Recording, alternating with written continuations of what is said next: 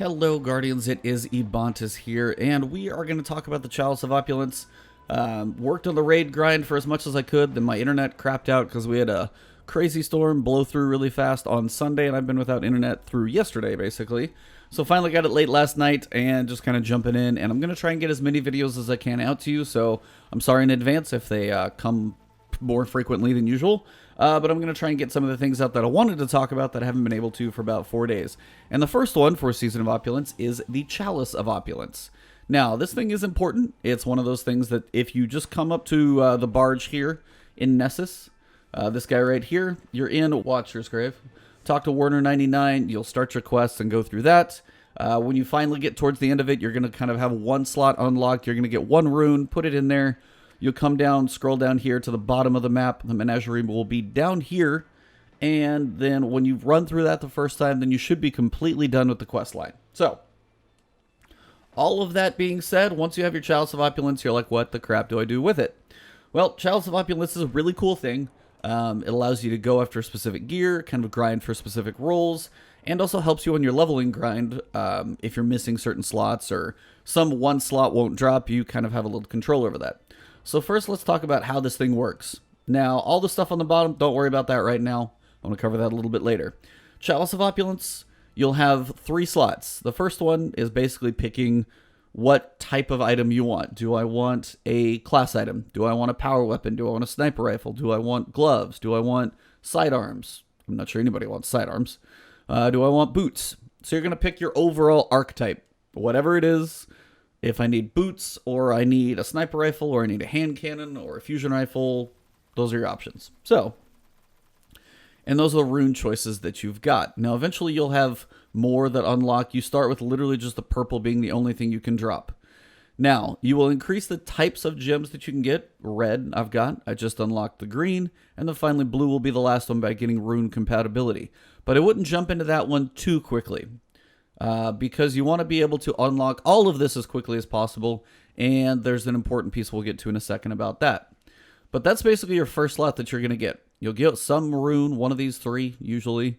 You'll pop it in, you'll go run Menagerie, you'll get your first drop. And you're like, cool, now what do I do with it? Well, if you've finished your Menagerie and you got your drop, you should also have a couple triumphs. Now, triumphs are actually going to be something you're going to want to pay attention to on this one because they're going to give you a currency that you need called Imperials. Now, Imperials you get from multiple venues depending on what you're doing. Currently, when you get started with the Chalice of Opulence, you're not going to get them a lot of places. You will get them by doing your weekly bounties, which you will get from Warner. So let's go look at those real quick. Jump back in the ship. So Warner's up here in the top. You'll come over, talk to him. And you'll have these 4 weekly bounties. Now, these are really cool because they give you 500 each. So they're definitely good to do. I'm going to work on, and once you do each weekly bounty, it's going to give you a treasure map. And then we'll, go to the treasure map, and I'll do those videos separately later. Let me know if you guys do want to see those videos separately or together, kind of like a weekly reset thing or 4 little quick videos, because they are probably going to be coming up quite a bit. But these will give you 500 Imperials each. And you can do them on every character. So that's 6,000. No, I'm sorry. I can't do math. Yeah, it is. 1, 2, 3, 4. Yeah. So I take that back. I don't know if you get 500 on each character or if you do them on other characters later, you get 100. Because I feel like when I was doing them on other characters, I may not have gotten the full amount. I'll have to verify to be sure. But your first time through, at least on one character, I know you get 500 per bounty. So totally worth doing these things. They're pretty straightforward. Collect orbs of light, just make sure you're picking up as many as you can, using your super so you have more orbs that you can pick up. Crucible daily bounties, again, straightforward. Daily bounties may take you a little while, but they're something you can work towards. Defeat enemies with precision final blows, shoot stuff in the face, and decrypt prime engrams. If you play a decent amount, you'll get your 3 eventually. I'm at 2 on another character, so it's coming along. So those are one of the first ways that you're going to be able to earn bounties. So make sure you do those on as many characters as you can. Make sure you pick them up and grind those out. Now that's going to take, you can do that in the Menagerie. You can do that in many other places. The other place that you're going to start getting Imperials is actually in Triumphs. So you're going to come down to Destinations, Minor, Menagerie, and you're going to have different things that unlock, and these are also going to be worth a chunk of Imperials. Most things seem to be worth about 500. So you're going to have a Taste of Power, unlock any Chalice slot. That's the first one you unlock. You kind of don't have a choice. Unlock any upgrade for the Chalice. That's another one that's pretty straightforward. Some of these are for defeating bosses. This is for the boss this week. Complete the complete certain bounties. So you'll complete the bounty, you'll unlock the triumph, and then you'll get Imperials for both the bounty and the triumph. So kind of a double there. So don't forget about these triumphs. So different triumphs that you'll do. When you complete 16 bounties, you know, you'll knock that one out. So you can't do that in the first week between your characters, but soon you will be able to. There's other ones that you'll have progress on. So like up here, I've got runes consumed, 5 of 200. That's actually how you get Sparrow, so that one's going to be a while. But you'll get some Imperials for that. There's other ones that even just say, I know it's like sightseeing, encounters completed in the Menagerie. So if you just spend time in Menagerie, even without putting a rune into that slot, you can still work on getting Imperials. So don't forget about your triumphs. Remember to come in here, click on these, but don't click on these until you actually have your Chalice quest completely done, because I'm not sure if my brother either glitched it or something, but if you click on these before you even have the Chalice, I don't know if you can actually keep the Imperials because you have no place to store them. They're not like a currency that goes to a character or something. So check that one. Be careful. Get your Chalice quest completely completed before you even start touching any of these triumphs, because you don't want to lose out on any of these because they're pretty crucial. So encounters you'll only get to do once. Down here you've got treasure hunt, you know, bounties and stuff like that. So those are your first two main spots that you're going to be able to get Imperials.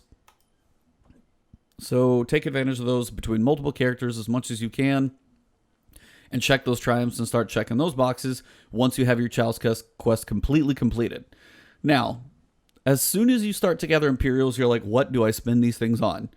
Honestly, what I would say is you're going to get plenty of runes over time, and you'll unlock stuff later, but you want to be able to get Imperials as quickly as possible. So my advice is not to unlock all of these slots and not even do some of this stuff on the left first so you can get different types of gems. It's right over here, and it's also going to serve you well in leveling up. Power Efficiency 1 and Power Efficiency 2. Power and Efficiency grants an additional weekly reward from the final chest of Menagerie and unlocks chests found on the Imperial Barge. Now this one's crucial because you can get the chest on every character. Now they do take Glimmer, but the easiest way to get more Glimmer back is likely just go to Spider, see what currency you need, and get some Glimmer. So that's a thing. Seems to be on like a 4-day reset right now. Gonna have to verify if that kind of goes in cycle with like the 4-day cycle of the daily resets, and then you get the chests every 4 days. I'm not sure, but it's definitely not on the weekly because they came up over the weekend, even though I had no internet, so I heard about it. But that is a big one because those chests on the back end, what they will do is if you just go to the butt end of the ship here, forward and aft, I guess, maybe the rear end, I have one chest open. Now, I'll turn on my HUD here so you guys can see. Each chest is 5,000 Glimmer to open. Now, they call it a tithe. If you guys have been in any religious setting, you kind of understand a tithe, but it's basically an offering. And you'll open this one, and you'll usually get a smattering of runes and some Imperials. Now, the Imperials you get from each of these are 150. But there's a lot of chests up here. Right now, there's usually a couple over here. There's 3 in the middle. There's a couple over here, a couple back here. There's quite a few. Now, I don't think I can just, like, magically open one. It's just not there. But this one I didn't open yet, so you guys can see that it's actually here. Now, I'm going to open this one afterwards just to show you guys what I'm going to get at the end of the video. But usually get a couple runes and 150 Imperials. Open those as frequent as you can, so you're definitely going to want to make sure your Glimmer is maxed out. If you're also worried about Glimmer and you've got the consumable Rainmaker, use that thing. Get extra Glimmer for killing enemies, and it lasts for 4 hours, so hopefully that'll get you some Glimmer back up if you've got any of those. So that is the first one to work on getting Imperials, is unlocking Power and Efficiency 1. Because those barges, you can get them on every character if you've got the Glimmer. Buy them all. If you buy them all, you're going to go through like, I don't know, 50, 75,000 Glimmer. I forget how much. I used a lot of mine though. So you're going to need to find a way to get that currency back. Playing the game, you'll get some. You know that. Normally we're sitting at maxed anyway. Next step is Power and Efficiency 2. Now Power and Efficiency 2 is probably the most crucial piece of all of this. Grants an additional weekly powerful reward, so you're up to 3, which is also good if you're going for specific pieces or leveling up. This will give you more drops. But the most important piece is the last line. Playlist activities may now rarely award Imperials. Playlist activities include Crucible playlist, Strike playlist, Gambit playlist, those type of things, and also Menagerie, I think, will do it too. Those things will drop rarely. Now, it's not often. I've only got it to happen once while I had this active, and again, I'm back to playing now. But those type of playlists will rarely drop like 500 Imperials. Now, it doesn't happen often, but if you're just like grinding strikes and Crucible matches and working on your Evoker and living in the Crucible playlist, you want this active like all the time. So, the sooner you can get this, the better off you're going to be. The other thing Power and Efficiency 2 unlocks is over here at Warner, and it's these. Wealth of the Emperor. Now, mine says weekly purchase limit reached. You can purchase 3 per week. And that's account-wide, by the way. So you're not just going to blow through this between characters. But what this will do is it significantly increases the chance of earning Imperials from strikes. And this, by the way, clarifies what playlist you're going to see them in. Strikes, Gambit, and Crucible greatly increases the chance of earning Imperials in the Menagerie. The effect lasts until Imperials are earned. So it's just a buff you keep until you get them. Now, you can buy 3 a week. I didn't use them last week because my internet died, but I bought these 3, so I have 6 that I can use. As soon as you get your 500 drop, turn another one on. So that is something you cannot buy this consumable until Power and Efficiency 2 is unlocked. So that is why all of these things are really important. Just in case you're wondering about this consumable as well, Rune Finder, you can buy this pretty much once your Chalice quest is done. And all you do, it's cheap, it's Glimmer and Shards. If you have enough of each, you should be okay. Turn it on, it lasts for like 4 hours, and just in strikes, Crucible matches, Gambit, all those things, you're going to be getting more runes to drop, which is just going to give you an accumulation of runes, so you have a lot of options to use. So Power and Efficiency 2 is got to be by and far the most important thing to get. Now, once you're done with that, depending on how your grind is going, this one's going to be a while. It takes 8,000 Imperials. This is like a final piece. Weekly powerful rewards from the final chest in the Menagerie will now drop a Season of Opulence mod. There are certain mods to get, and there are a lot of them, apparently. And unfortunately, it's RNG, so it's going to be a while to probably get the one you're going for. But I can tell you, having weekly powerful rewards, you get 3 per character, so kind of working through this thing. So you'll have potentially 9 drops a week. That will now drop a Season of Opulence mod. You can get all the crappy mod, but at least you'll have a chance to get them. That's later. I would kind of set that on the back burner. Once you have Power and Efficiency 2, so you can pick what you want to level up, my advice is to work on rune compatibility, and then at some point kind of mix this gear slot specialization in. Your masterwork isn't really going to be as crucial, because for one, you have to get this one first. It's when you're going for specific masterwork rolls on, say, a sniper rifle or anything like that. I wouldn't start grinding too much specific things until you have this unlocked, because if you're going for the new hand cannon and you want range on that masterwork, you're going to want to make sure this is unlocked. But when this thing's unlocked, you're also going to need to make sure you have specific runes that you can slot in there. So that's an important piece as well. Your rune slot will basically give you masterworks of stability, range, reload speed, and then handling. So there's one of each gem that will give you that. And there's many charts out there that will tell you. But you have to unlock this slot first. You need all these different ones to pick. So this one is going to be a little later on in the unlock as well. So my advice after you get Power and Efficiency 2 is going to be Rune Compatibility 1 and 2. 3 is going to be farther. That one's going to be a bit of a grind. I would probably do like 1, maybe 2, and then kind of intermix this one somewhere in the middle. This is going to be the next thing I get is my gear slot specialization. So I can specifically start spending some of these gems to go for the new armor. New armor, new weapons, just so I can at least steer it towards that one. If you want a specific old one, like a Twilight Oath, you can pick some of those. But if you want some of the new stuff, this is where you're going to start being able to pick like the actual weapon you want. If you want Beloved for a sniper rifle, you're going to need to go ahead and select a Rune of Jubilation up top and any red rune over here. But you have to unlock the red runes before you can start doing that. So my order, good, bad, or otherwise, was probably this one almost too early. But my advice is 1, 2 over here, 1, 2, and then probably start working on this one, and then this one. These rune bonus I haven't really talked about, mostly because they don't seem to sound like they're going to do a lot. Grants an additional rune from Warner's, bounties, and Rune Finder consumables. I already have a lot. Like, I haven't been playing that much. I have 11, 11, 17, 11, 8, 11. You're going to have plenty, probably, and too many after a while. So I'm not worried about unlocking these. One actively slotted rune is refunded upon looting the final chest in the Menagerie. Ooh, I get one back. Again, not crucial to your grind. Rune bonus 3 grants a chance to gain an additional non-powerful reward from the final chest in the Menagerie during Season of Opulence. Now, this basic, and this is only a seasonal thing too, which is specific, it sounds like, grants a chance to gain an additional non-powerful reward from the final chest. You're not going to get a powerful reward. I don't know if you're going to get, like if you're going for, say you went up here for the sniper, you went purple and you went red, you're going for the sniper. Do you get a powerful sniper and you get a regular sniper? So you get more chances specifically at that role. And if you've put the ranged masterwork in here too, I don't know why I can't talk right now. If you went, all right, so I want sniper, I want the beloved sniper, it's the new one, and I want it to have a handling masterwork, and I come down here, do I get 2 chances of the beloved sniper with a handling masterwork, and then I get to see what those perk rolls are going to be? Or is it totally random? I don't know, because I haven't grinded this one out yet. But I would kind of doubt you would specifically get 2 snipers. Maybe you do, and that would kind of help your grind for RNG, but we'll have to see. But honestly, this type of stuff I would leave to the end.